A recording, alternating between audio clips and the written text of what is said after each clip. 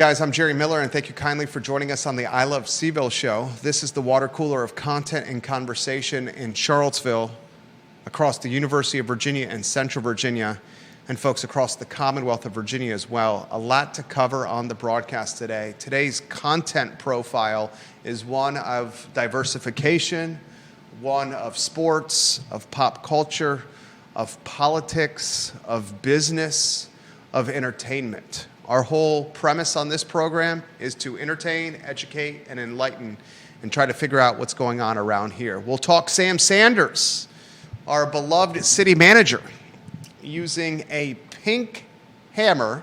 Yes, a pink hammer, like the pink Band-Aid my 3-year-old put on my thumb right here, and a plastic shovel that was probably purchased on Temu instead of Martin Hardware, to chisel and chop ice. And no, we're not talking about immigration, but the 4 to 5 feet of barricade that is around a 10.2 square mile city that's making, frankly, quality of life, getting to work, walking, extremely difficult for a lot of people. With inclement weather, more snow on the forecast for this weekend and more snow on the forecast for the middle of next week, and temperatures, ladies and gentlemen, in the single digits for days to come. A lot we're going to cover on the broadcast. We're going to talk Abigail Spanberger and how her path to political verticality runs straight through the University of Virginia and is clearly in a collision course with Donald Trump and his administration. We're going to talk on today's show Jim Ryan, the former UVA president. How do we characterize Jim Ryan now? Do we characterize Jim Ryan as fallen? Do we characterize Jim Ryan as embattled? Do we characterize Jim Ryan as disgraced? Do we characterize Jim Ryan as esteemed? I'm curious of Judah Wickhauer's take on that. Maybe when we welcome him to start the show. Regardless, Yale University is honoring Jim Ryan with an award. And get this, the award, I'm reading directly from the press release, is the Yale Legend and Leadership Award. I am frankly flabbergasted by the timing of Yale University honoring Jim Ryan with the Legend and Leadership Award as a alleged white-collar racketeering scandal is ravaging the UVA health system. We'll talk about that timing and the Yale University Award for Jim Ryan. I'm going to ask you, the viewer and listener, how you adjective or describe Jim Ryan right now. We're going to talk on today's program, ladies and gentlemen, about the weekly newspaper in Charlottesville. There is one remaining. It's the C-Ville Weekly. And they have a report in today's edition that is the definition of a hatchet job. The title is Looking Deeper into a Charlottesville Business Fulfilling ICE Contracts. And they're talking U.S. Immigration and Customs Enforcement here, and not the barricades that are all over Market Street and Main Street and Preston Avenue and the city of Charlottesville. The report is specifically tied to GovSmart, a local business in this community that employs nearly 100 people. An interview with its co-founder and its face of the business, Brent Lillard. I am going to analyze this report. I am going to hold the C-Ville Weekly accountable for what I find to be absolutely disgraceful reporting, including a comparison in this report to GovSmart and IBM and their selling of software to Nazi Germany. Literally reporting in this story in the C-Ville Weekly that links GovSmart to IBM and its business relationship with Nazi Germany. This is absolutely insane what the C-Ville Weekly has done. I'll talk about that on today's program. On today's show, we will highlight, ladies and gentlemen, public schools and private schools that clearly look like they're going to be closed for the week. Our oldest son is a second grader at a local private school, and we've gotten the notification already that school is closed tomorrow, Thursday, because of the dangerous conditions. And frankly speaking, you know, I mentioned this on yesterday's show. Our family, we live in Ivy. 250 was fine. Ivy Road was fine, but the side streets, the back streets are icy as hell. And I can't even imagine the folks living deep in Albemarle County, with plows unable to get to them, how dangerous and precarious their pathways are. I would imagine schools are going to be closed for the entire week. That's 5 straight days. And if we get more snow like these weather forecasters are calling for this weekend, does that start impacting availability and school closures come Monday or Tuesday of next week? And if we go 5, 6, 7 days without school, do we start having this conversation? Should remote and hybrid and digital learning return for public and private school kids? Like, we had the infrastructure in place during the pandemic, and it was done decently. I mean, maybe that's complementary with how remote learning, functioned during the pandemic. It was done serviceably. Why is that not something that's being done now? And before you make the comparisons to me and former Charlottesville Mayor Mike Signer, who threw significant shade on public schools in the city for not encouraging learning during snow days, basically Mike Signer is being labeled or stigmatized by activists in Charlottesville as the hater of snow days. That's not what I'm talking about now. I'm all for my 7-year-old and our 3-year-old and their chaps and their friends and their fellows and their homies and their pals going sledding for day 1, going sledding for day 2. But when you go 5 consecutive, 6 consecutive, 7 consecutive days without school, does the remote learning not come into the conversation? We'll have that conversation or discuss that topic on today's show. I want to talk that basketball game last night. Our 7-year-old and I stayed up for that basketball game, a double overtime win for Virginia. They erased was it a 19 or 23 point deficit for Virginia against Notre Dame on the road in South Bend. The second half for Virginia, and then some of the survival in the first overtime period and the second overtime period really showed the chops of Ryan Odom and his ball club. Fantastic win for UVA as they came out flat in the first half against Notre Dame. They respond well in the second half in the 2 overtime periods, and what should be a victory that it kind of, puts in the pelt of its belt and utilizes as ammunition come postseason playoff time. We'll talk about that today, and we're going to have a new segment that's introduced on the program, the most important 3 minutes of news today. You'll see this segment, the most important 3 minutes of news today, on every edition of the I Love CVille show. Then we will edit and produce that 3-minute segment into a sizzle reel that will run in its own accord or in its own entity post-show. So we keep kind of the viewers and listeners and, Central Virginians and UVA alumni and Charlottesvillians and Virginians in totality in the know with what's going on across the Commonwealth. Put your comments in the feed. We'll relay those comments live on air. We want to be the water cooler of content and conversation. That doesn't mean we have to originate the talking points. If you have something that you think is valuable, put them in whatever social media channel chat box you're watching on, and our software will aggregate it in one place, and we will relay it live on air to you, the viewer and listener. I want to highlight a very compelling partnership for our network, the I Love CVille Network, with Stanley Martin Holmes. Stanley Martin Holmes has built, developed and really been the brainchild, the vision behind a lot of extremely established neighborhoods in Charlottesville, Albemarle County, Greene County, and across Central Virginia. Quality and luxury, Stanley Martin homes. They have folks in this market that will, without question, help bring your dream home to market. More on that partnership, this week and into next week on the I Love CVille show. Judah Wickower is a valued team member here at our firm. He is the director of the show, and not just the director, but a trusted voice on the show. If you can go to the studio camera and then a 2-shot as we welcome you, Judah Wickower, to the water cooler of content and conversation. There's a lot I want to cover on the show. We'll lead with a pink hammer and a Team U shovel and a $250,000 a year plus compensated city manager trying to crack ice barricades of the snow and H2O variety around the city of Charlottesville. Sam Sanders, we kid because we care. And at this point of our life, We need a little bit of levity right now.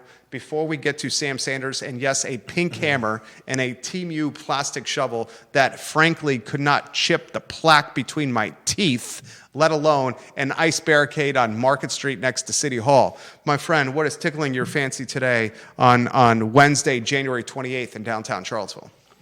Oh, that pink hammer. I mean, I got to give props to Sam Sanders. It's rough out there. Everybody knows. There's nobody that is not being affected by the snowpocalypse. It's, I think, would have been a lot worse if we'd gotten freezing rain.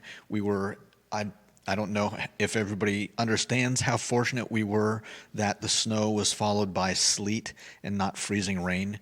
We could have easily had hundreds, if not thousands, of people without power right now. And so far, the worst is just getting people out. So I'm thankful for that, and thankful for driving around. I've seen people walking around with shovels and spades, and anyone out there who's helping others get dug out, props to you. Thank you. You are very much appreciated. Well said, Judah Wickower. Comments are coming in already on YouTube, where we have hundreds of thousands of views on our YouTube channel. Dennis Cantonin says on YouTube, Henrico County schools are already closed for tomorrow, Thursday, and closed on Friday as well. This is Dennis Canton talking about Henrico schools. Spencer Pushard, his photo on screen. He's commenting on my personal Facebook page where we reach hundreds of thousands of people and have hundreds of thousands of views as well. Spencer Pushard says, Buckingham County just canceled school on Thursday and Friday. And he said this past Friday, teachers in the school system sent with his kids home a packet for asynchronous learning days. So we may have the return of hybrid remote digital learning for kids who clearly are going to be out of school, I would think, for the rest of this week. And if the snow hits hard this weekend, could potentially be Monday or Tuesday of next week. And I'm looking at my Apple forecast, the app on my iPhone 17, the weather app, and it's showing snow in the middle of next week as well, with single digits all through next week, ladies and gentlemen. Albert Graves' photo on screen. He says it's crazy schools in rural areas like Nelson County have remote learning, but a highly affluent county like Albemarle does not have remote learning. That's from Albert Graves, whose photo should be on screen. Comments are coming in extremely quickly on the feed right now. We will get to as many of those comments as possible. John Blair's got one on remote learning, his photo on screen. As to remote learning, I think you are correct. I don't really get upset about a snow day or two here and there, but the fact is this: if schools don't come back this week, that means the kids will have been out of school for 3 out of the past 6 weeks. If you recall, there was 2 weeks at Christmas as well. Mm-hmm. I'm sorry, but I think an educator would tell you a whole week off in this time frame is really hard for kids to maintain consistency for subjects like math. What's compounding the matter here is the Christmas break. The closeness and proximity for this inclement weather and the damning impact it's having on Charlottesville, Albemarle, Central Virginia, frankly, the Mid-Atlantic, frankly, a lot of the country. I mean, it hit Texas hard. Yeah, I mean, it went from Texas all the way up to Maine. This is impacting kids right off the Christmas break when they were off for an extended period of time. Fantastic point from John Blair. That's why we need a little bit of levity. That's why we need a little bit of fun here. How are we going to air the Sam Sanders and Afton Schneider video over there? Is it going to be with audio or not? Does it need to be audio? I believe it has audio. You have audio on it. How long is the video? It's about, I think it's half a minute. Okay, why don't we play it with the audio? Sam, City Manager Sanders. 50 seconds. 50 seconds. City Manager Sanders, we kid because we care. Mm-hmm. Okay. I would bet that City Manager Sanders, you did not go into your tool chest or your garage and pull out this pink hammer, nor did you go into your tool chest or your shed and pull out this plastic shovel that clearly was purchased from a website like Temu that is so plastic and cheap that I'm quite confident it could not chip away the plaque between my teeth, let alone ice barricades that have been stuck to Market Street and the roadways of the city of Charlottesville for days. The nail does not care about the color of the hammer. Nor does the ice. Perhaps you're right, Judah. Perhaps you're right. Cut me and I bleed red. Cut you and you bleed red as well. I literally have an injury on my thumb here that has been band-aided by our 3-year-old because of a shoveling incident tied to ice. But here's City Manager Sam Sanders, ladies and gentlemen. I'll give you a 3-2-1 countdown with Comms Director Afton Schneider trying to chisel ice that's frozen solid for 5 consecutive days of single-digit temperatures with a pink hammer and a shovel so cheap in plastic that, frankly speaking, if we use this to pick up the poo that our German Shepherd leaves each morning outside our house, I'm quite confident that Do Your Business from Max, our German Shepherd, would break this shovel as well. In 3, in 2, and 1. Teamwork. Right, Sam? Yep. So what are we doing out here? So we recognize how hard it is for people to be able to remove snow, especially when there's ice mixed in with it. And because not everybody can do it, just trying to show we need everybody, all hands on deck. And if we can get everybody to help out, it'll be that much easier. We got to get schools open, so we need kids to be able to walk these sidewalks to get back to school. Call your friends, call your colleagues, call your direct reports, help your neighbors. Let's try to get this done. We know it's hard. We've got to help each other. Absolutely. It takes all of us to get through this. Also, we're looking for volunteers to help anyone in need. We have a link here where you can sign up via the United Way to help volunteer. Also, if you need someone to help you, please call this number here or email us directly at media@charlottesville.gov, and we'll try to connect you with someone who can help you. Again, we kid because we care. It was social media content, I would imagine, without question, Afton's idea, the comms director, to drive home an important point that now our community more than ever needs everyone to help others with the barricades of ice that's around there. Yeah, it's ice. I mean, I'm speaking of the color pink. After I found the one parking spot in a 2-hour.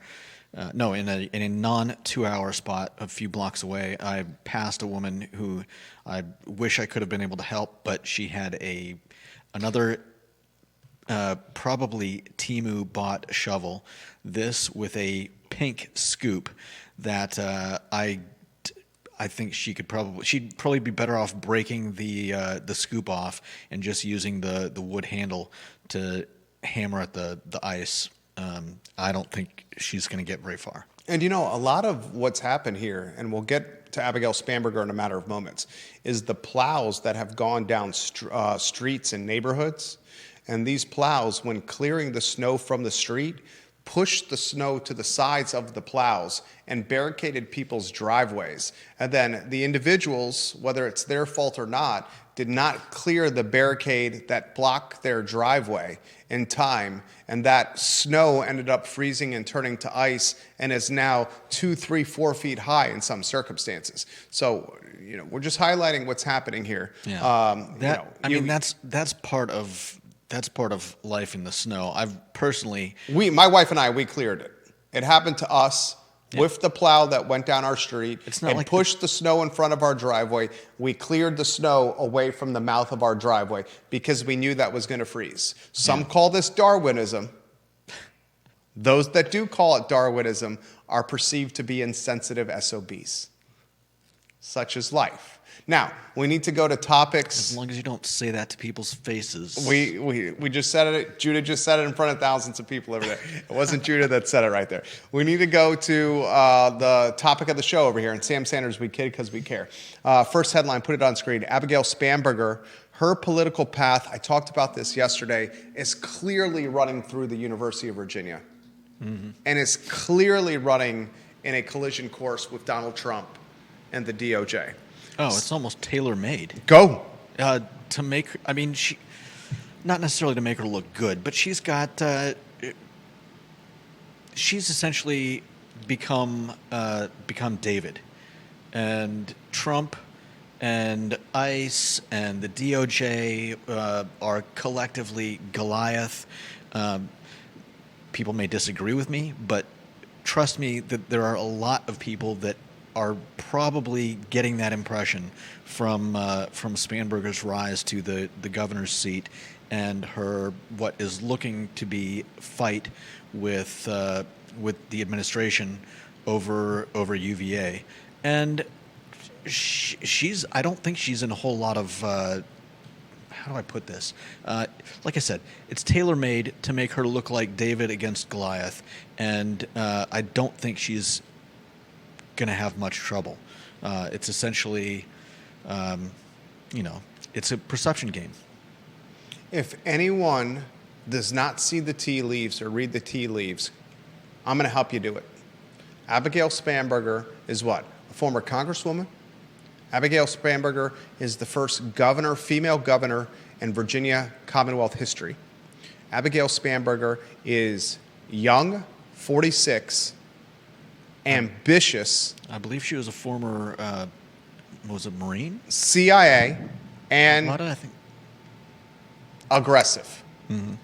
Ladies and gentlemen, Abigail Spanberger has her eyes set on higher office than just the governor of the Commonwealth of Virginia. You are in a 4-year term with Spanberger. You're not going to do consecutive terms legally with Spanberger in the Commonwealth of Virginia. Immediately, she has completely reimagined the board of visitors at UVA. Some would call that cleaning house.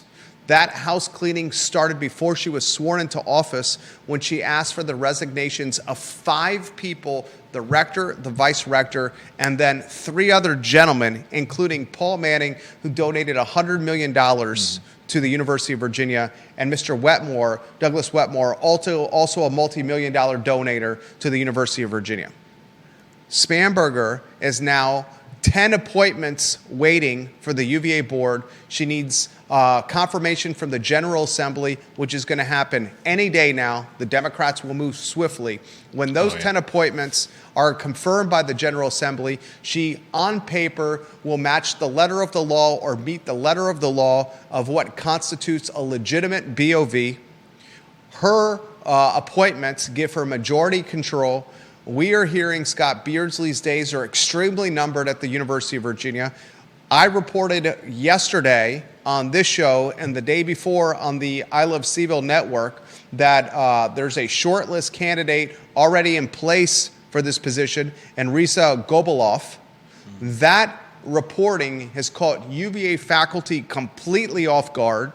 I've been bombarded with direct messages and emails, text messages, and even an in-person conversation from UVA faculty members that were stunned, angered, caught off guard about the Risa Goboloff reporting because they were not included, reporting because they were not included in any kind of shortlist process, at least consulted in any capacity. More on that later. First, the Spanberger, then we weave you into the equation. If Spanberger does this correctly, I'm no Democrat, I'm no Republican, I'm no liberal, I'm no conservative, I'm of the party of common sense, and I just try to read tea leaves. If she does this correctly, and she's already done the first steps, remove the 5 board members, appoint 10, get those 10 approved by her friends in the General Assembly, those 10 can come in, name a new UVA president, figure out some kind of buyout with Beardsley where he's going to walk with millions of dollars. New UVA president gets in. This new UVA president, in conjunction with the General Assembly, in conjunction with the BOV, in conjunction with Abigail Spanberger, they tear up the agreement with the Department of Justice of the Trump administration that Paul Mahoney signed. That torn up agreement, UVA is going to face considerable legal bills tied to battling the DOJ. The DOJ head over there is a UVA law school graduate as well. Okay? Millions of dollars in legal fees. Trump administration will leverage hundreds of millions of dollars in yearly federal funding.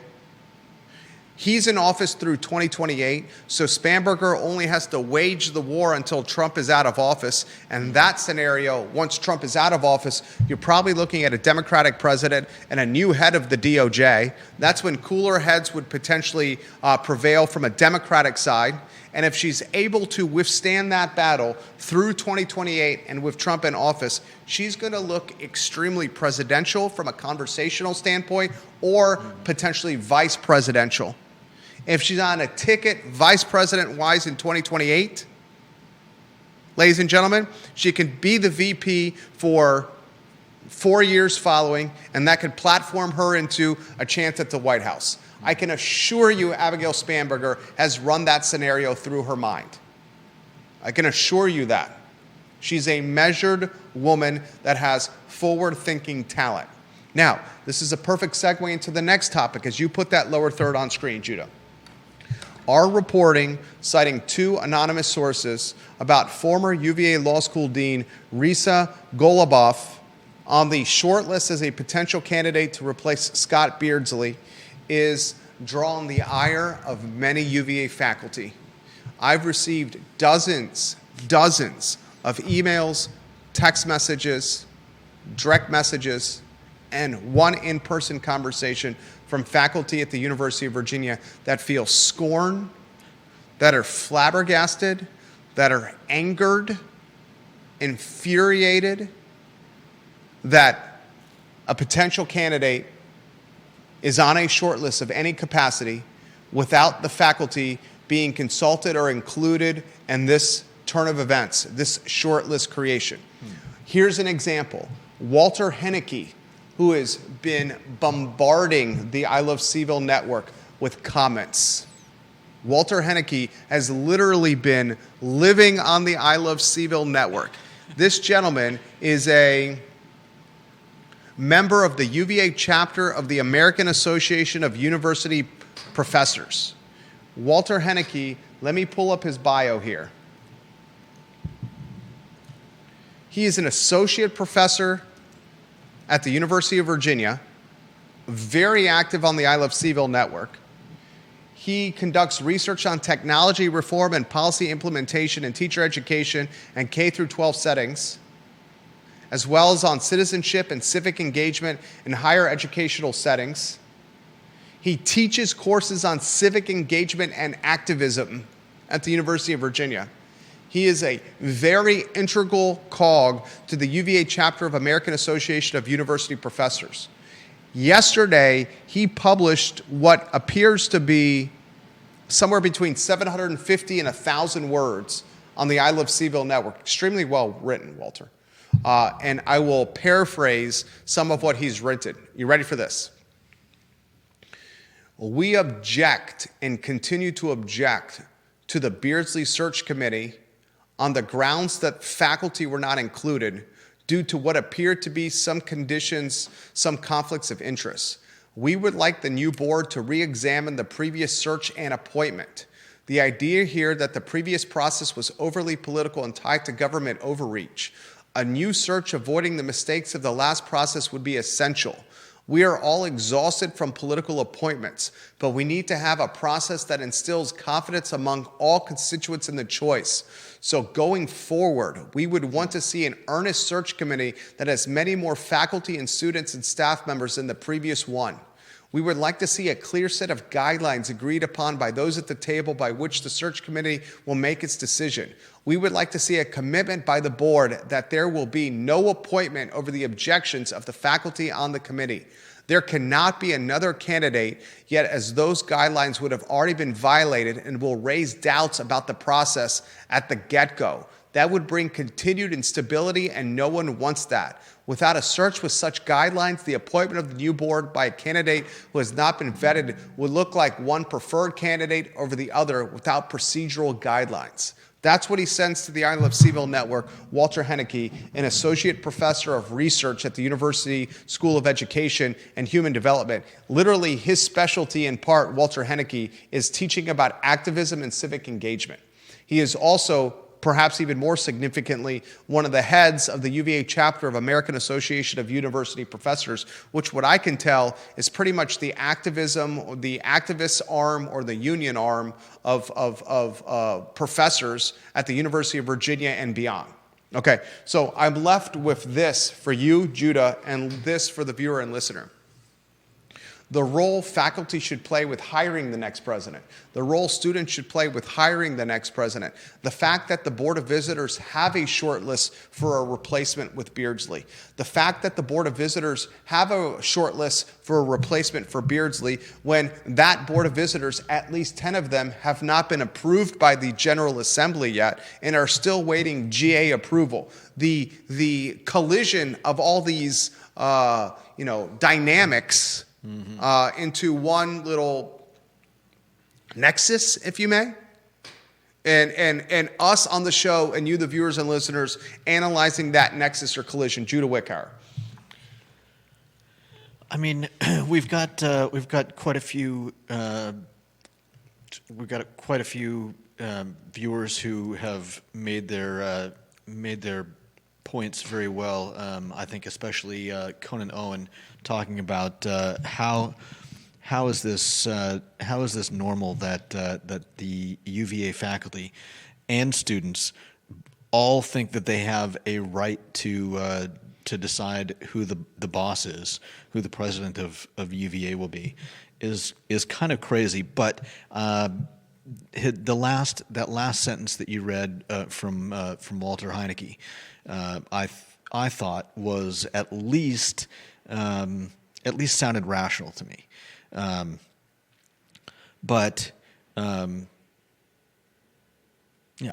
It's kind of crazy to imagine that a group of people think that we get to decide who our boss will be for the foreseeable future. Conan Owen is watching the program. His photo on screen. He's the owner of Sir Speedy of Central Virginia, a partner of the show. I want to highlight that Conan Owen and his firm, Sir Speedy of Central Virginia, literally are doing the signage on the storefront to our studio in downtown Charlottesville. They did the banner directly behind us in our studio. We have 24 rentals, a lot of them commercial, and the commercial tenants in our portfolio need signage in 3 different locations, and Sir Speedy of Central Virginia is doing that signage. He's also helping clients of ours for our consulting business. For example, Great Harvest Bread Company, who's opening up a spoke location, a second location on the downtown mall in the old Wells Fargo ATM space. He's doing the signage for them. I trust this guy with signage. I trust this guy with marketing collateral, direct mail, stickers, lanyard, trifolds, folders, you name it. I trust him. Darden graduate, locally owned and operated.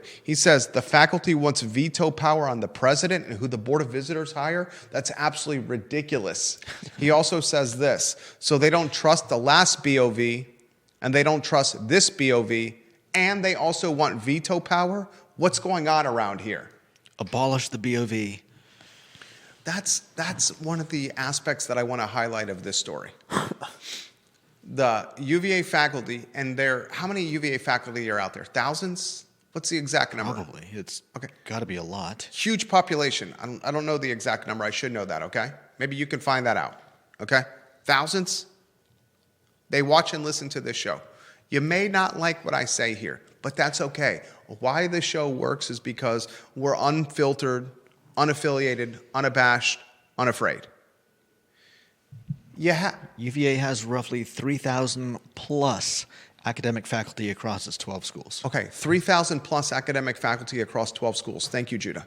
They had a problem with Glenn Youngkin's Board of Visitors. They had a problem with Glenn Youngkin's Board of Visitors because maybe they were of MAGA ideology, maybe because they were, conservative in nature, maybe because they were positioning profits over academics. I don't think it was profits over academics. I think it was prudence over nilly-willy spending, my words. But they had a problem with Youngkin's BOV. Now, are they also saying they have a problem with Spanberger's BOV? These 10 appointments that are waiting confirmation from the General Assembly, they still, by the letter of the law, are able to meet as a board while they wait for confirmation. They're still able to sit at the table. Yeah, which is what happened previously with Youngkin. people. Yeah, like with, what's his name? Ken Cuccinelli. He was allowed to sit until he was eventually, not confirmed by the General Assembly. Exactly. So aren't these folks who Abigail Spanberger has handpicked herself that are liberal and Democrat? And we all know are going to be confirmed. That are 100% going to be confirmed by a Democratic majority General Assembly. The fact that they have a short list for the next UVA president, that's called practical. Especially knowing what we all know. 4 of the 10 that are appointed by Spanberger are graduates of the UVA School of Law.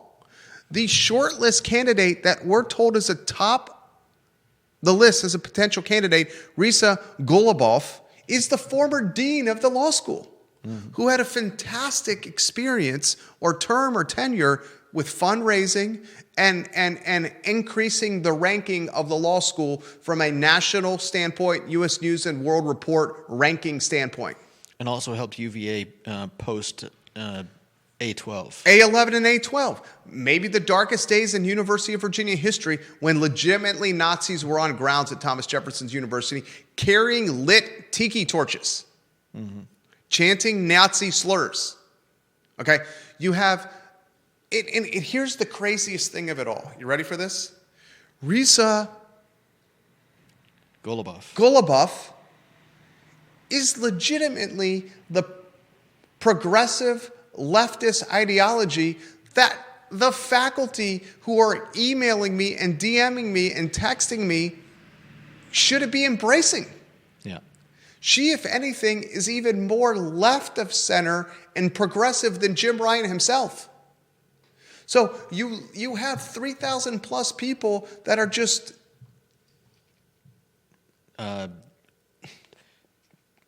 never happy.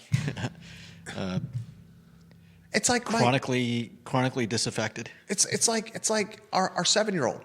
We made over the snow break chocolate chip cookies with real Hershey Kisses. My wife got a bag of Hershey Kisses, like huge bag of them, right? Then she chopped the Hershey Kisses into little chunks, and then the 4 of us, I was having a scotch, but the 4 of us were making Hershey Kiss chocolate chip cookies on snow days. Our 7-year-old was mixing, our 3-year-old mixing. My wife was trying to keep everything in order as she always does. She is the lighthouse of our family. Legitimately, the North Star of our family. When the cookies are done being made and they come out of the oven before bed, we say to each of them, you can have 2 chocolate chip cookies. Our 7-year-old eats the chocolate chip cookies and our 3-year-old eats the chocolate chip cookies. Then we say it's time for bed. Our 7-year-old says, what do you mean? I only got 2 chocolate chip cookies. I didn't get any of the cookies and cream ice cream that was in the freezer. He literally was upset because he didn't get any of the cookies and cream. You could not make him happy. With the faculty here, they had beef with the Youngkin Board of Visitors. They have beef with the Spanberger Board of Visitors. They have beef with a shortlist candidate that is more progressive and leftist than Jim Ryan himself. You can't make them happy. But we didn't get to pick her. That's the way it works. I know. That's right? Yes. Is it not so obvious? Viewers and listeners, put your comments in the feed. I'll relay them live on air.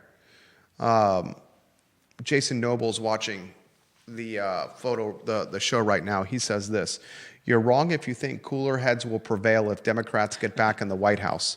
They're held hostage by the crazies in their party. The Bill Clinton-type moderate Democrats are a thing of the past. The far left has killed the moderate left. Jason Noble, I completely agree with this. I'm going to go further and say this. The Democratic Party and the Republican Party are caricatures of their former selves.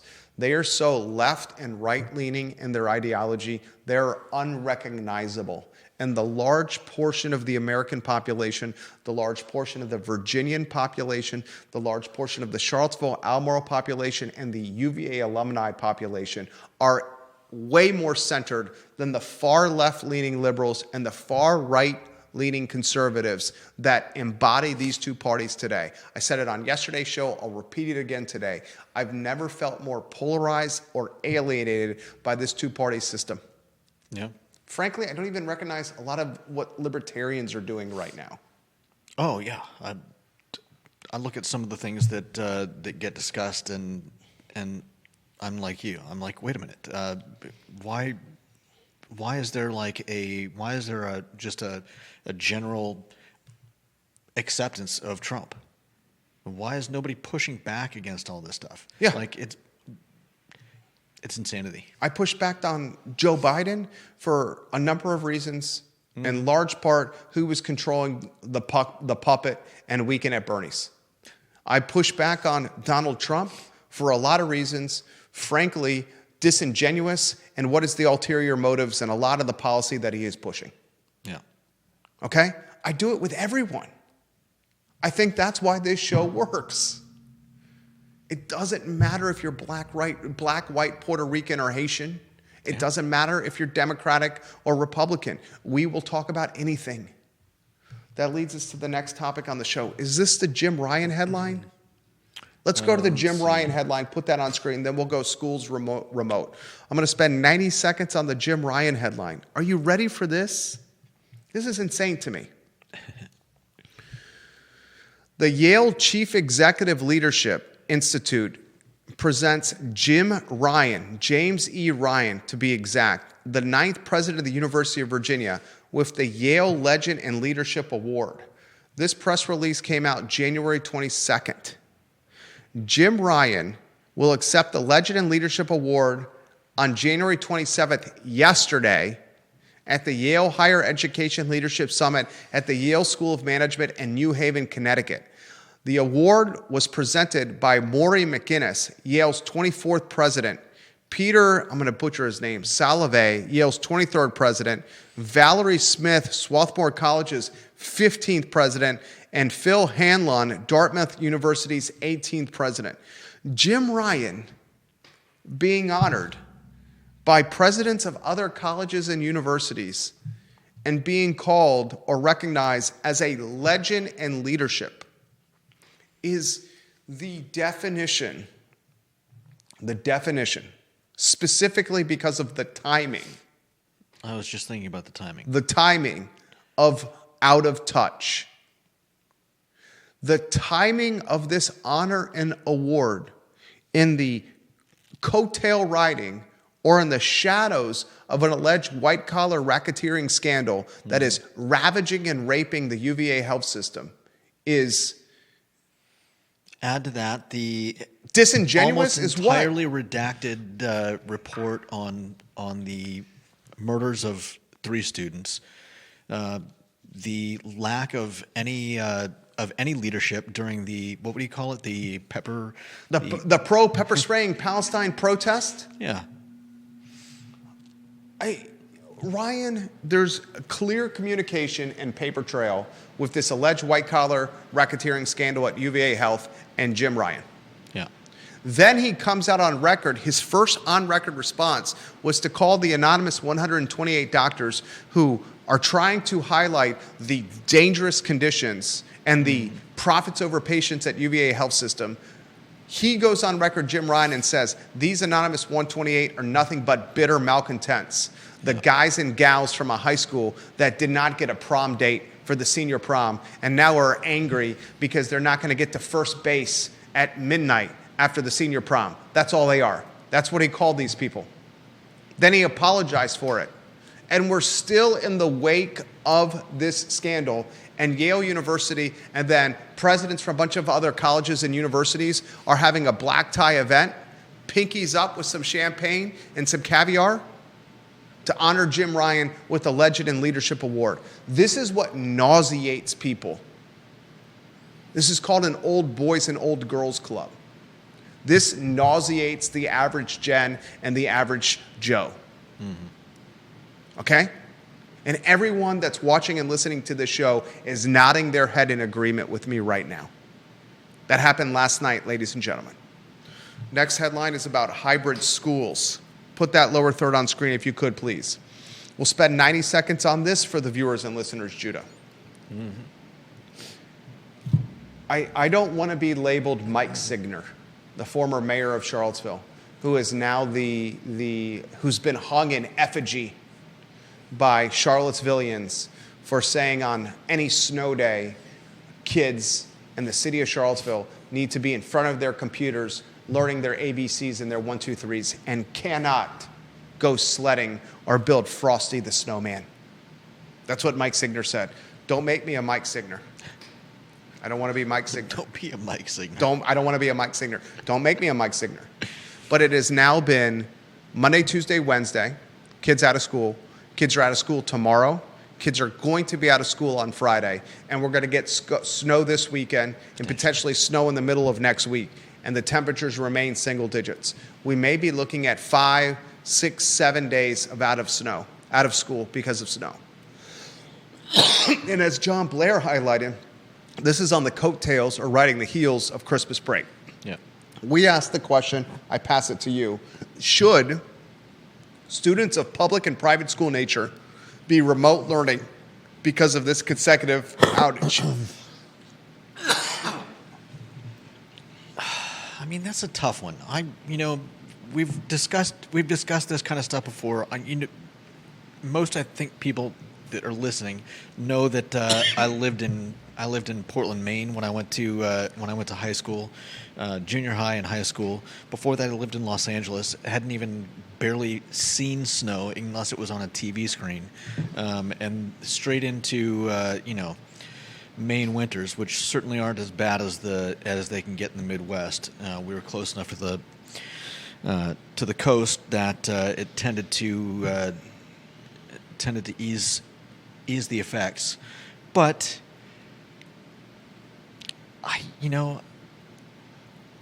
part of me says, and I get when it starts to stack days and days and days. So what's your answer? My answer is,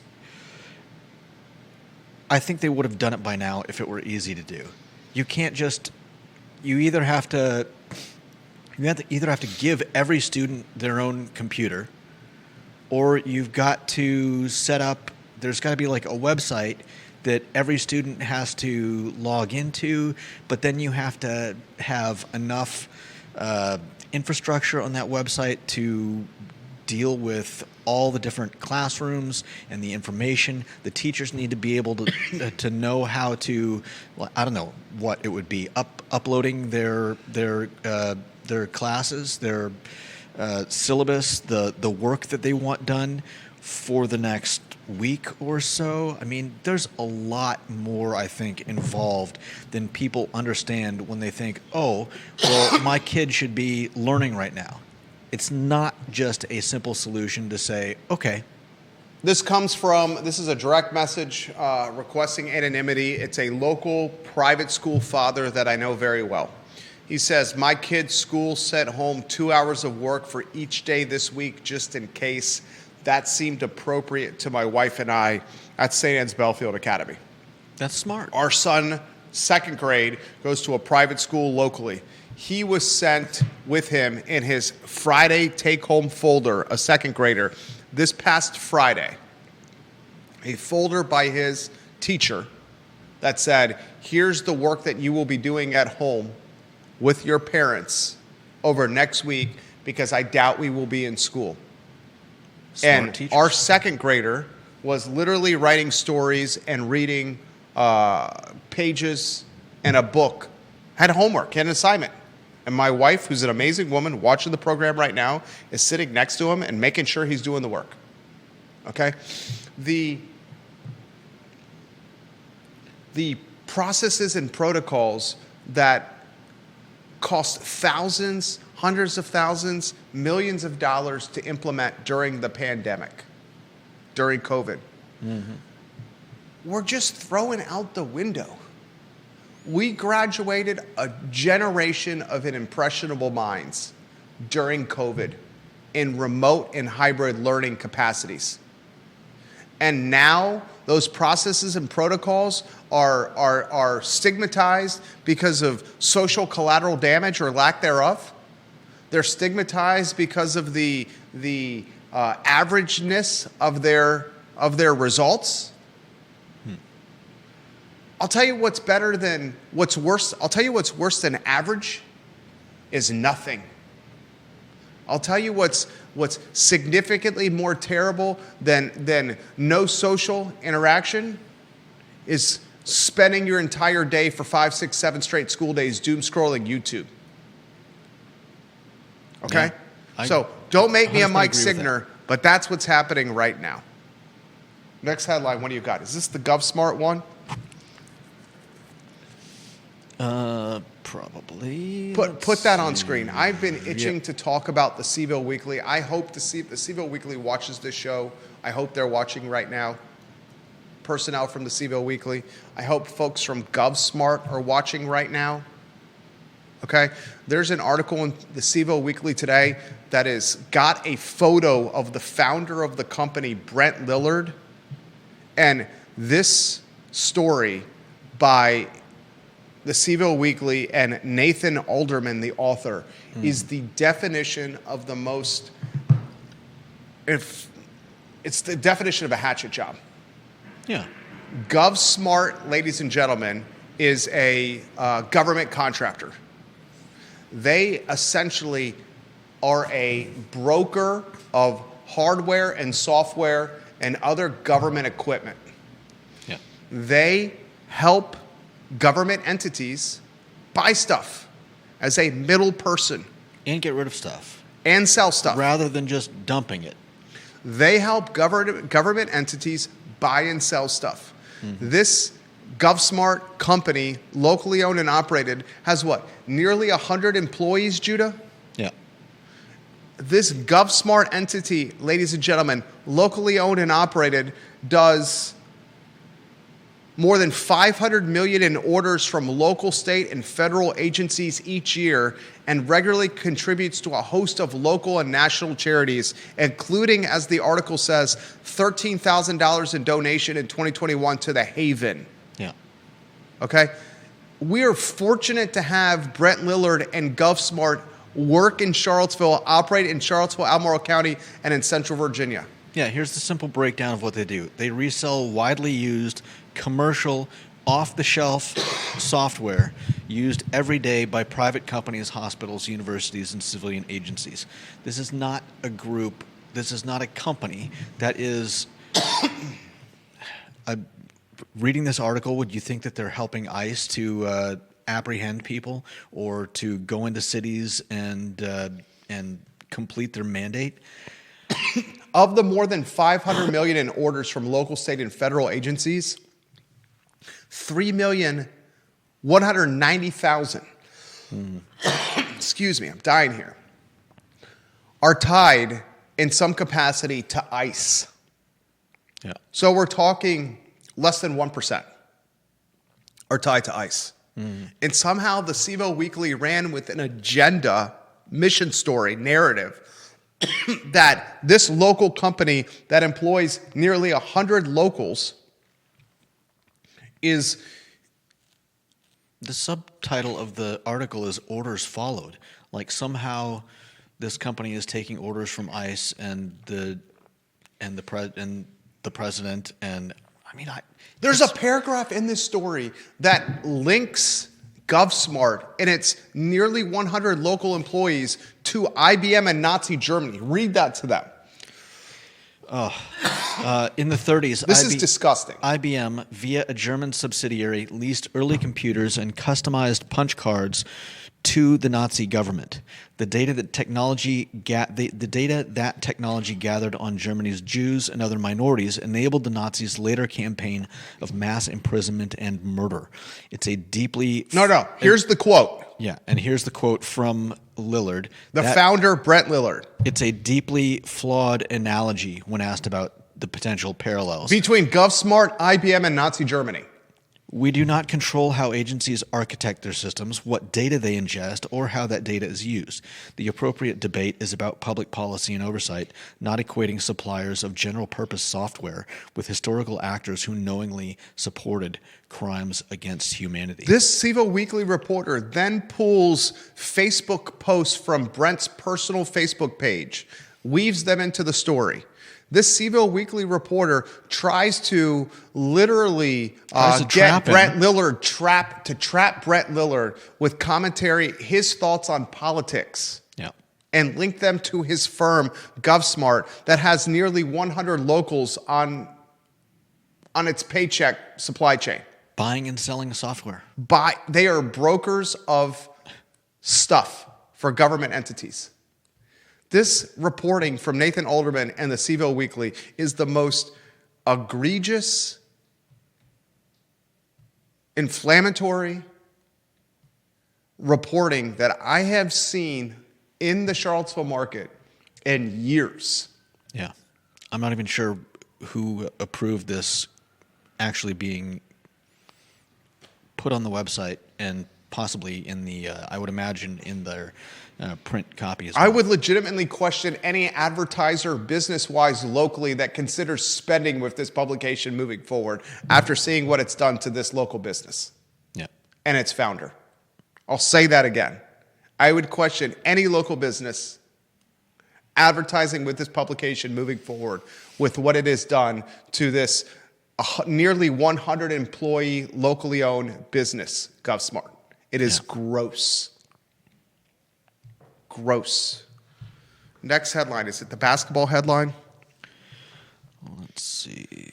Yes. I'll close with the basketball headline, then we'll talk the most important 3 minutes of news today. Did you watch the Notre Dame UVA game last night? Viewers and listeners, it went to double overtime. My 7-year-old and I watched it together.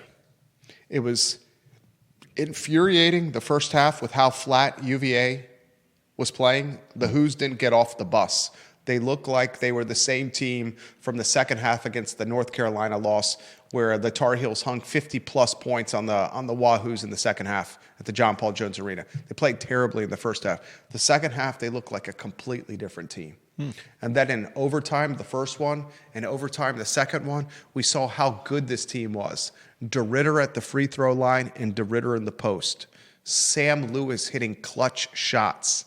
Chance Mallory creating for himself and his teammates. Hall defensively from time to time. They were fortunate to get this win, but they were also hardworking in the victory and showed moxie and resolve. The loss to North Carolina and the following win against Notre Dame and challenging capacity are the type of back-to-back games where Virginia is going to remember in its memory bank and use to propel itself forward come ACC tournament time and NCAA tournament time. This team is damn good. You think about its losses. What are the losses for Virginia this season? You got is it a triple overtime loss to Virginia Tech where they didn't play that well and they had some terrible, terrible refereeing in that game? They had a loss to North Carolina where they played maybe their worst half of basketball this season, the second half against the North Carolina Tar Heels. And what was the first loss? It was so long ago. Memory serves. My memory is somewhat decent. What was that loss, viewer and listener? Was it to Butler at the Greenbrier? 73 to 80 to 73 to Butler in the Greenbrier. Okay? They've had one really bad loss. That's it. The Butler loss. The North Carolina loss, they played a terrible half. The Virginia Tech loss, flat. This team is damn good. Damn good. All right. One shot me over here. Tell me when we're on a one shot. I'm going to put it on a timer.